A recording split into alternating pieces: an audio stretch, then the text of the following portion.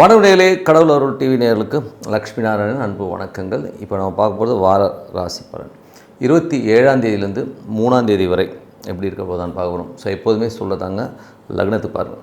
ராசிக்கு பார்ப்பதை விட லக்னத்து பாரு ரொம்ப பர்ஃபெக்டாக இருக்கும். உதாரணமாக ஒரு மகர லக்னம் விருச்சிக ராசினா நீங்கள் விருச்சிக ராசிக்கான பலன்களை பார்க்கறத விட மகர ராசிக்கான பலன்களை பார்க்கும்போது ரொம்ப பர்ஃபெக்டாக இருக்கும்.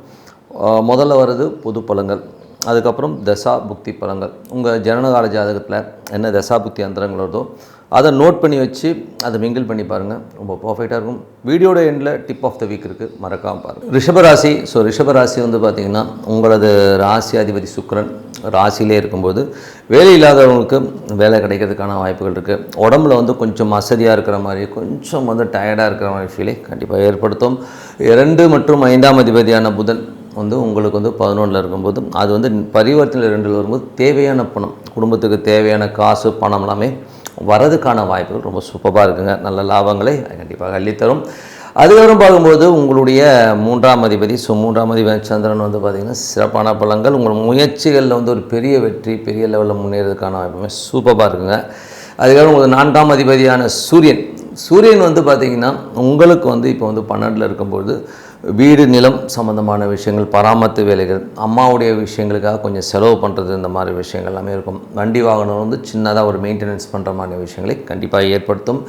அதுக்கப்புறம் பார்க்கும்போது 2, 5ஆம் அதிபதியான புதன் 2லே இருக்கும்போது குழந்தைகளாக நல்ல மகிழ்ச்சி, சந்தோஷங்கள், குதூகலங்கள்லாம் இருக்கிற மாதிரி விஷயங்கள் எல்லாமே ரொம்ப சூப்பராக இருக்குங்க. 6ஆம் அதிபதியான சுக்கிரன். ஸோ 6ஆம் அதிபதியான சுக்கிரன் உங்களுக்கு ராசியிலே இருக்கும்போது உடம்பை கொஞ்சம் கரெக்டாக பார்த்துக்கணும். கடன் சம்மந்தமான விஷயங்கள் கேட்டிங்கன்னா கண்டிப்பாக கிடைக்கிறதுக்கான வாய்ப்பு எல்லாமே ரொம்ப நல்லாயிருக்கு. 7ஆம் அதிபதியான செவ்வாய். ஸோ 7ஆம் அதிபதியான செவ்வாய் உங்களுக்கு 11 இருக்கும்போது நல்ல லாபங்களையும் நல்ல ஏற்றங்கள், சுப நிகழ்ச்சிகள் ஏதாச்சும் பிரயத்தனப்பட்டீங்கன்னா கண்டிப்பாக நடக்கிறதுக்கான வாய்ப்பு எல்லாமே ரொம்ப நல்லாயிருக்கு. 8ஆம் அதிபதியான குரு அது பரிவர்த்தனையில் 11 இருக்கும்போது நடக்காதுங்கிற நினச்ச விஷயங்கள் ஒரு சூப்பராக முடிஞ்சு ஒரு பெரிய வெற்றியை கொடுக்கும். அதே மாதிரி வராதுங்கிற காசு திடீர்னு வர்றது, இந்த மாதிரி விஷயங்களுமே அற்புதமாக இருக்கும். ஒரு விபரீத ராஜயோகங்களை அள்ளி கொடுக்கறதுக்கான வாய்ப்பு இருக்குன்னா இதை கரெக்டாக பயன்படுத்திக்கோங்க. அதுக்கப்புறம் பார்க்கும்போது உங்களுடைய 9, 10ஆம் அதிபதியான சனி 11 இருக்கும்போது வெளிநாடு சம்மந்தமான விஷயங்கள், அப்பா சம்மந்தமான விஷயங்கள், தொழில் ரீதியான விஷயங்கள், பெரிய லாபங்கள் கண்டிப்பாக வருங்க. 12ஆம் அதிபதியான செவ்வாய் 11 இருக்கும்போது பெரிய லாபங்கள், பிரயாணங்களால் நல்ல லாபங்கள் வர்றதுக்கான வாய்ப்புலாமே ரொம்ப நல்லாயிருக்கு. இதுவரை பார்த்தது பொது பலன்கள். இப்போ பார்க்கும் தசாபுக்தி பலன்கள். ரிஷப லக்னமாக இருந்து சூரியன் தசாபுக்தி வந்துருங்க. சூரியன் பார்த்திங்கன்னா உங்களுக்கு இப்போ 12 இருக்கும்போது நிலபுலன்கள், தாயார் சம்மந்தமான விஷயங்கள், வண்டி வாகனங்களில் கொஞ்சம் செலவுகள் வர்றதுக்கான வாய்ப்புகள் கொஞ்சம் பார்த்து நடந்துக்கணும். அதுக்கப்புறம் பார்க்கும்போது ரிஷப லக்னமாக இருந்து சந்திரன் தசாபுத்தி அந்தரங்களில் பார்த்திங்கன்னா உங்களுக்கு முயற்சிகளில் ஒரு பெரிய வெற்றி, பெரிய லெவலில் முன்னேறதுக்கான வாய்ப்புகள் எல்லாமே ரொம்ப நல்லாயிருக்கு. ஒரு நிலபுலன்கள் விற்று, ஒரு லிட்டிகேஷனில் இருக்க ப்ராப்பர்ட்டி விற்று அதனால் ஒரு காசு வர்றதுக்கான வாய்ப்பு எல்லாமே ரொம்ப நல்லாயிருக்கு.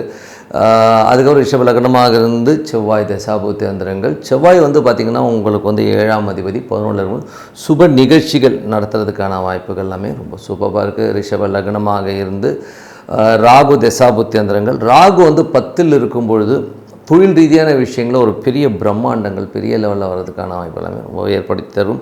ரிஷப லக்னமாக குரு தசாபுத்தி அந்தரங்கள். குரு பார்த்திங்கன்னா உங்களுக்கு 8ஆம் அதிபதி இப்போ பரிவர்த்தனை 11 இருக்கும்போது பெரிய லாபங்களை கொடுத்துருங்க. பெரிய லெவலில் லாபங்கள், பெரிய ஒரு முன்னேற்றம், வராதுங்கிற காசு திடீர்னு வரதெல்லாமே ரொம்ப அற்புதமாகுது. ரிஷப லக்னமாக இருந்து சனி தசாபுத்தி அந்தரங்கள். சனி பார்த்திங்கன்னா உங்களுக்கு 9, 10ஆம் அதிபதி 11 இருக்கும்போது அப்பா, வெளிநாடு சம்மந்தமான விஷயங்கள், தொழில் ரீதியான விஷயம், பெரிய லாபங்களை கண்டிப்பாக எதிர்பார்க்கலாங்க. அதுக்கப்புறம் ரிஷப லக்னமாக புதன் தசாபுத்தி அந்தரங்கள். புதன் 2, 5ஆம் அதிபதியான புதன் 2லேயே ஆட்சி புரியதாக தான் அர்த்தம். ஸோ நமக்கு தேவையான காசு, தேவையான பணங்கள்லாம் வர்றதுக்கான வாய்ப்புமே சூப்பராக இருக்குங்க. ரிஷப லக்னமாக இருந்து கேது தசாபுத்தினா கேது 4 இருக்கும்போது நிலவுலன்களுக்காக கொஞ்சம் கடன் வாங்குறது, தாயாரோட உடல்நலம் சம்மந்தமான விஷயங்களை கொஞ்சம் கேர் எடுத்துக்கிறது எல்லாமே ரொம்ப அவசியம். ரிஷப லக்னமாக இருந்து சுக்கிர தசாபுத்தி அந்தரங்கள். சுக்கிரன் பார்த்திங்கன்னா உங்களுக்கு ராசியிலே இருக்கும்போது வேலை இல்லாதவர்களுக்கு வேலை கிடைக்கிறதுக்கான வாய்ப்புகள் இருக்குது. உடம்பு கொஞ்சம் ஜாக்கிரதையாக பார்த்துக்கணும். ஏதாச்சும் சில நேரம் ஹெல்த் இஷ்யூ, ஜுரம், இந்த மாதிரி விஷயங்கள் வரும். கொஞ்சம் ஹெல்த்தை பக்காவாக பார்த்துக்கணும். மற்றபடி கடன் கேட்டுட்டிங்கன்னா கிடைக்கிறதுக்கான வாய்ப்பு எல்லாமே ரொம்ப சூப்பராக இருக்குது. மற்றபடி என்னை பொறுத்தவரை ஒரு நல்ல ஒரு பிரார்த்தனை, கண்டிப்பாக மனதார இறைவனை ஒரு டெய்லி ஒரு 10 நிமிடங்கள் மனதார பிரார்த்தனை பண்ணும்போது கண்டிப்பாக நம்ம அடுத்த லெவல் போகிறதுக்கான வாய்ப்பு ரொம்ப சூப்பராக இருக்குது. Tip of the week. So tip of the வீக்கில் இந்த வாட்டி சொல்ல போகிறது வந்து குலதெய்வம். ஸோ நிறைய பேர் வந்து பார்த்திங்கன்னா குலதெய்வங்கிற ஒரு விஷயம் வந்து உண்மையாக சரியா இல்லையான்னு, ஏன்னா இன்றைக்கி மாடர்ன் ஜென்ரேஷன்ஸில் வந்து நிறைய நம்பிக்கையின்மை நிறைய இருக்குது. அது சில பேர் மூட நம்பிக்கை அப்படின்னு கூட சொல்லலாம். ஏன்னா வந்து பரிவார தெய்வங்கள் எல்லாம் வந்து சில பேர் என்ன சார் இந்த சாமி வந்து கத்தியும் கப்படமாகவும் இருக்குது, இதெல்லாம் வேலை செய்வான்னு நிறைய பேர் சொல்வதை நம்ம கேட்டிருக்கோம். ஆனால் வேலை செய்யணும், பயங்கரமாக வேலை செய்யும். நீங்கள் வந்து எதையுமே வந்து நீங்கள் உள்ளே போய் உட்காந்து பார்த்து தான் பதில் சொல்லணும். ஏன்னா வந்து கருப்பு சட்டையை போட்டுக்கிட்டு கண்ணாமுன்னான்னு வாய்க்கு வந்ததெல்லாம் பேசாமல் ஓகே எது உண்மைங்கிறது நாங்கள் உணர்ந்துருக்கீங்களா அப்படின்னா குலதெய்வங்கிறதும் உண்மையாக நிற்குங்க. எப்படி நிற்கும்னா நீங்கள் குலதெய்வ கோயிலுக்கு கரெக்டாக ப்ராப்பராக போனீங்கன்னா அதோடைய லெவலே வேறு லெவலில் உட்காருன்றது தான் உண்மையான விஷயம். எனக்கு குலதெய்வம் தெரியுமா தெரியாதுன்னா, நிறைய பேர் வந்து குலதெய்வத்தை வந்து கரெக்டாக உங்களுக்கு வந்து சனி பகவான் உங்கள் ஜாதகத்தில் எங்கே இருக்காரோ அந்த மாதங்களில் போய் நீங்கள் வழிபாடு பண்ணி பாருங்கள். அந்த நட்சத்திரம் சனி பகவான் உங்கள் ஜாதகத்தில் என்ன நட்சத்திரத்தில் உட்காந்துருக்காரோ, எந்த மாதத்தில் இருக்கார். இப்போ உதாரணமாக சனி பகவான் வந்து மேஷத்தில் இருக்காருன்னா, நீங்கள் சித்திரை மாதத்தில் அது சித்திரை மாதம் வர்றதில் என்ன நட்சத்திரம் இருக்கோ அந்த காலகட்டத்தில் நீங்கள் போய் வழிபாடு பண்ணும்போது நீங்கள் பாருங்கள் என்ன மாதிரி மேஜிக் நடக்குதுன்னு. குலதெய்வம் உங்கள்கிட்ட வந்து பேசும். எப்படி பேசும்னா, அது டேரெக்டாக சாமியாக வந்து பேசாது, அது வந்து ஒரு வேற ஒரு ரூபத்துலேயோ வேற ஒரு இண்டிகேஷன்ஸை கண்டிப்பாக கொடுக்குங்க. ஸோ அது வந்து பெரிய மேஜிக்கை ஏற்படுத்தும். அந்த மாதிரி ஒவ்வொரு மாதம் இருக்கு இல்லைங்களா, இப்போ மேஷம்னா சித்திரை, ரிஷபனா வைகாசின்னு சொல்லி தமிழ் மாதங்களாக பிரிச்சுட்டு உங்கள் சனி பகவான் எங்கே இருக்கார் அந்த மாதத்தில் வர அந்த சனி பகவான் இருக்கிற நட்சத்திரம் என்றைக்கு வருதோ அந்த மாதத்தில் அந்த நட்சத்திரத்துக்கு போகிறது நல்லது. இப்போ உதாரணமாக எனக்கு வந்து சனி பகவான் இருக்கிறது ரிஷபத்தில் இருப்பாருங்க. ஸோ ரிஷபத்தில் இருக்காருன்னா வைகாசி மாதம் அப்படின்னு நான் எடுத்துக்கணும். ஸோ வைகாசி மாதம்னு எடுத்துகிட்டு எனக்கு வந்து எதில் இருப்பார்னா ரோஹிணியில் இருப்பார். ஸோ ரோஹிணியில் இருக்கும்போது அந்த வைகாசி மாதம் வருகிற அந்த ரோஹிணி நட்சத்திரம் அன்றைக்கி நான் விரதம் இருந்து அந்த குலதெய்வத்துக்கான விஷயத்தை பண்ணும்போது அற்புதமான பலன்களை கொடுத்துரும். அதே மாதிரி சில பேர் சனி வக்கரமாயிடுச்சுன்னா அவங்களுக்கு வந்து குலதெய்வம் ஆக்சுவல் குலதெய்வம் தெரியாது, ஏதோ குலதெய்வம் சொன்னாங்கன்னு சொல்லிட்டு வழிபாடு பண்ணிட்டு வருவாங்க. இப்போ எனக்கு சனி வக்கரம் எனக்கு குலதெய்வம் கரெக்டாக தெரியாது. பட் நான் என்ன பண்ணுவேன்னா, அந்த மாதிரி குலதெய்வம் தெரியாதவர்கள் செய்ய வேண்டிய ஒரு நல்ல விஷயம் என்னென்னா, நீங்கள் வந்து ஹரிஹரசுதன் ஐயப்பன் அவர் தான் ஹெட் குவார்ட்டர் ஆஃப் குலதெய்வமே. ஸோ நீங்கள் குலதெய்வம்னா நீங்கள் ஹரிஹரசுதன் ஐயப்பனை வந்து வணங்கி பண்ணுங்க. கரெக்டாக எப்போ போகணும்னா சனிக்கிழமைகளில் வந்து ஐயப்ப கோயிலில் போகிறத வழக்கமாக வச்சுக்கிட்டிங்கன்னா அற்புதமான பலன்களை கொடுக்கும். அதுவும் ஒரு பலன் கொடுக்கும். அப்படின்னா நீங்கள் பிறந்த கிழமைகள் அதுவும் ரொம்ப சூப்பராக ஆகும். ஸோ நீங்கள் என்ன கிழமையில் பிறந்தீங்களோ அன்றைக்கி வந்து ஒரு ஐயப்பன் கோயிலுக்கு வந்து போகிறத வந்து வழக்கமாக வச்சுட்டிங்கன்னா அது வந்து ஒரு எக்ஸ்ட்ராடனரியான ஒரு லைஃப்பில் வந்து ஒரு பெரிய டேர்னிங் பாயிண்ட். உங்களுக்கு குலதெய்வமே தெரியலனா கூட அந்த குலதெய்வம் வந்து உங்கள் வீட்டுக்குள்ளே வந்து உட்காந்துக்கோன்னா ஏதாவது ரூபத்தில் வந்து வரும், அதை வந்து நீங்கள் பிடிச்சிப்பீங்கிறது தான் உண்மையான விஷயம். இது வந்து பரிசித்து பாருங்கள், ரொம்ப சூப்பராக ஒர்க் ஆகும்.